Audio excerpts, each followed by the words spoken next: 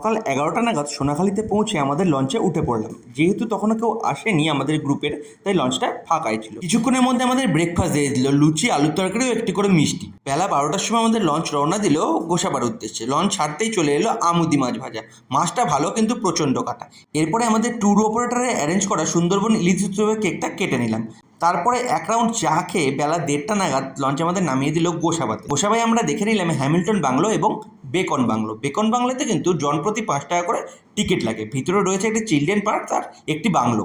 Beacon bungalow থেকে ঘাটে আসতে দেখি আমাদের লঞ্চ ঘাটের দিকে আসছে। লঞ্চে ওঠার 15 মিনিটের মধ্যে প্রথম দিনের মধ্যাহ্নভোজন শুরু হয়ে গেল। মেনুতে ছিল সর্ষে ইলিশ এবং চিংড়ি মাছের মালাইকারি, সঙ্গে ভাত ডাল তো ছিলই। এরপরে চলে এলো কাটা ফল। কাটা ফলকে রান্নাঘরে উকি দিতে দেখি সন্ধ্যে স্ন্যাক্সের প্রিপারেশন চলছে।